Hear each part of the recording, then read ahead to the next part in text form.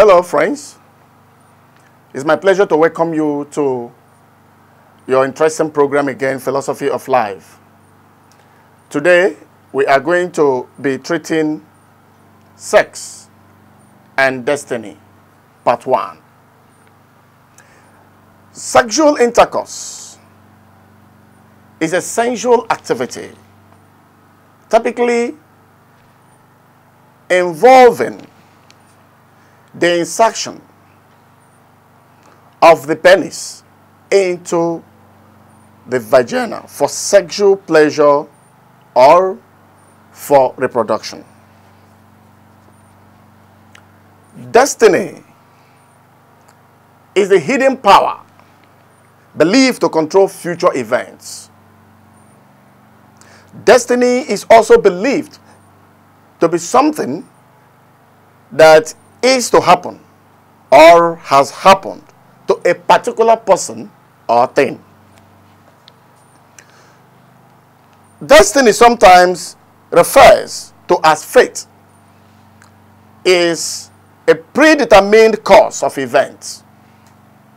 According to Wikipedia, I quote, "It may be conceived as a predetermined future, whether in general or of an individual," end of quote.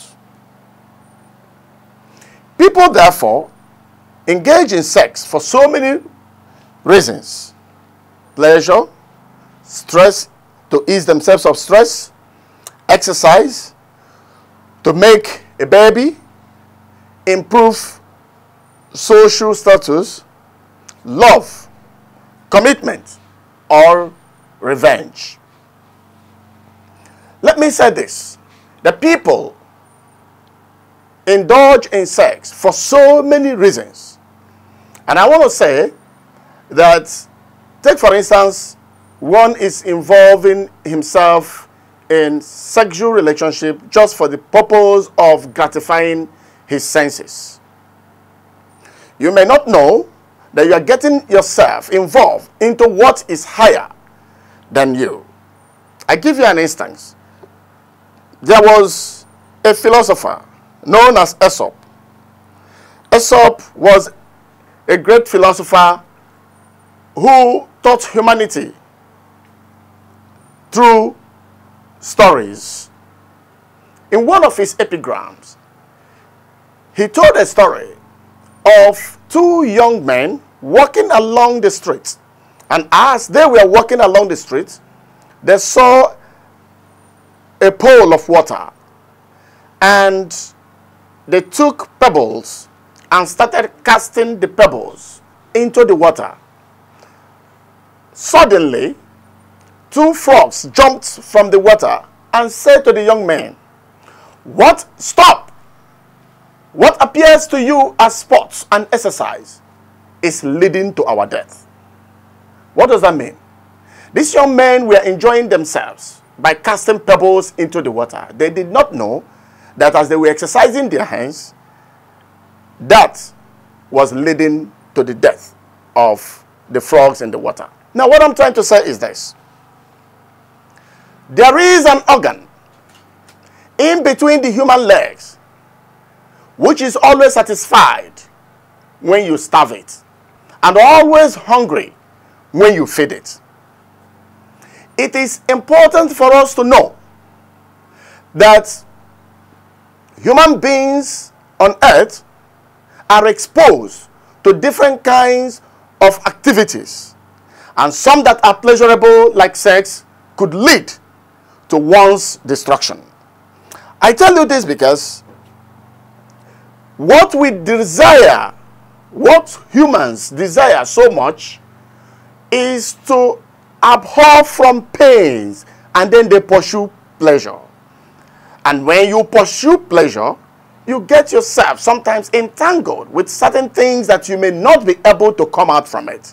Now, the reason why I choose to discuss sex and destiny is because through sex, you can inherit, you can contact a destiny that is not good. There is a meeting point where destinies meet, and there is also a parting point of destiny.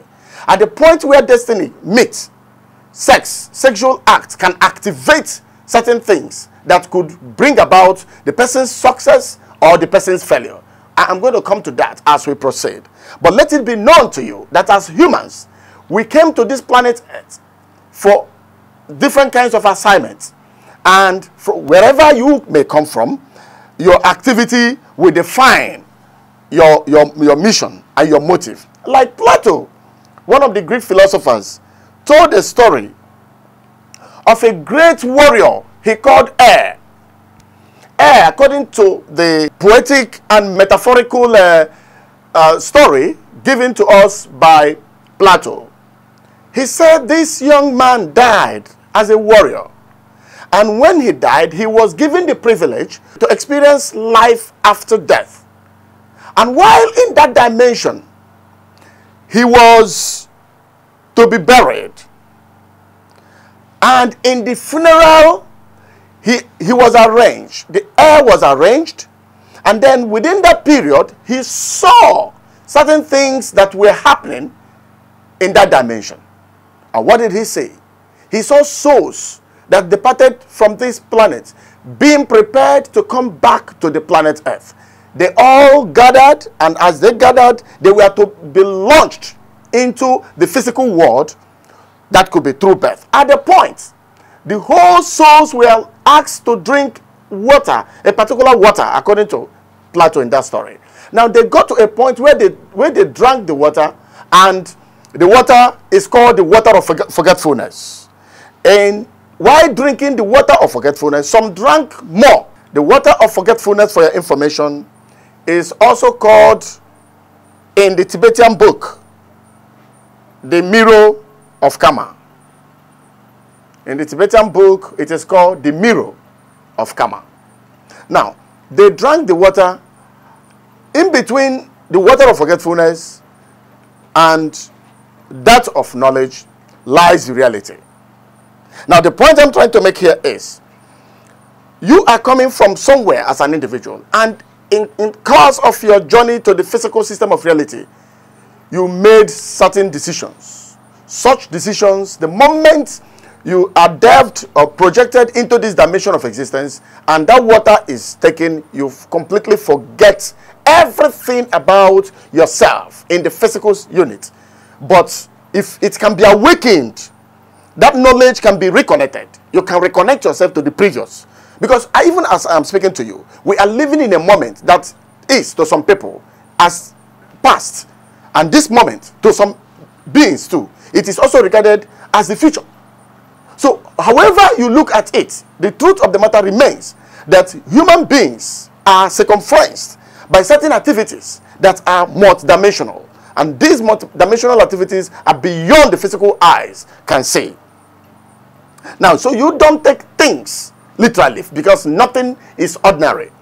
Now, when you see a lady and you become interested in the lady and you want to maybe gratify your senses with that, have you asked yourself, the person you want to gratify your senses with, who is she? Who is he? Where is he coming from? And what manner of thing did he bring into the physical system of reality? Some come into this world with so many things. Because for the body, we are what we eat. For the mind, we are what we think. That is the truth. And what we think, we become.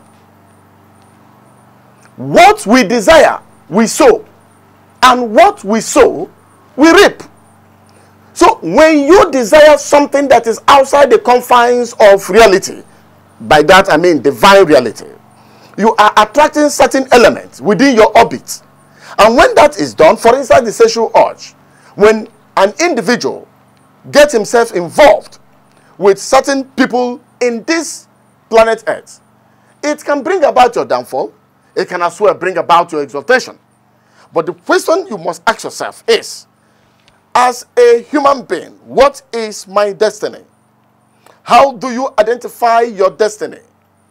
Now, there are people that came into the world from different regions. Some came from the serpent region. Some came from the the water region, some from the air, from different dimensions. If you even read the Quran, read all the sacred writings of antiquity, you will understand that human beings are not the same. Ultimately, human beings are not the same because we came from different regions. And wherever you came from determines your activity here. Now, if you come in contact with somebody who, in the course of his coming into the planet Earth, delved himself into the spirit of maybe lack or penury, and you get involved with such a person, what do you expect after having sexual intercourse with the person? You exchange your destiny. At point of sexual intercourse, you exchange your destiny. Destiny is exchanged. Let me give you an instance. Someone may have, in the course of his journey to the physical unit of human existence, he came with a destiny. I'm going to live for 20 years. And then another person coming to the physical earth will have his destiny that he's going to live for 100 years. But if I'm going to live for 100 years, I'm going to get married to someone who may live for 20 years. But in the course of my life and my experience with the person, if I gratify myself with him or her and get advanced properly and get along very well, we'll interchange and share the number of age I have with the person. What I am saying is happening from time to time in the physical system of reality. And so when you get yourself entangled with certain people in life, you share the testimony, greater part of the destiny of such individual, consciously or unconsciously. At this point, dear viewer, I want you to know that sex urge is like an itching sensation, and sexual intercourse is like scratching the sensation, the itch. And I want to say, as constant supply of fuel cannot extinguish fire, so also no amount of sexual intoxication or gratification can extinguish loss. Each individual has his destiny, whether the destiny is good or bad. According to one of the great philosophers, I quote, "To control the sexual impulse efficiently has always been and will ever be regarded as the highest text of human wisdom." Sexual intercourse is a point where what belongs to you can be taken, and that which does not belong to you too can as well be stolen from you. And that is why in higher esoteric science, that is what we call psychic trick. What do I mean by psychic trick? Let me explain, use this opportunity to say this. Every individual is psychically immune. Now, when you are coming into the planet Earth, that is what we call the Akashic Record. The Akashic Record is where everything about you as an individual is stored. How many years you are going to live, your activities on the planet Earth, this may be misunderstood, but I will appreciate if you don't understand what I'm talking about, you can send a text message or you can call me. I will properly explain, because we live in the era of knowledge. Knowledge is dynamic. Now, there is what we call Akashic Record. Akashic Record is where everything about you as an individual is stored. Now, during the period of sex, no human being, no entity, whether call them psychical, call them elemental, have access. None of them has access to the reading of your karmic record, or the stored in the Akashic. Now, but there is an opportunity that will be given to these entities, these psychic entities.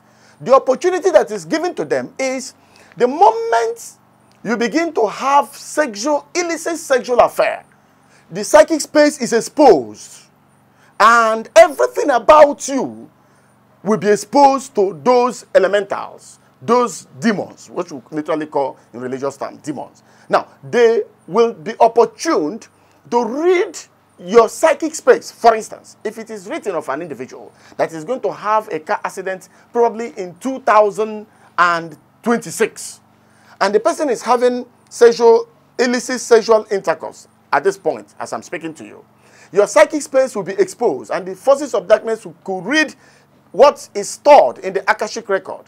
And we have, as the moment the exercise is going on, they have the capacity of shifting it further, so that what maybe was designed for you to occur in the next 2, 3, 4 years can happen in a week time. So it is the trick that is constantly being played on some individuals who do not know. Because the scriptures, the Bible, somewhere in the Bible says that they know not, neither will they understand. Therefore they shall die like men and fall like one of the princes. Which, by implication, if you know and understand, you will not die like a man and will not fall like one of the princes. Dear viewer, I implore you to join us in other subsequent editions. God bless you.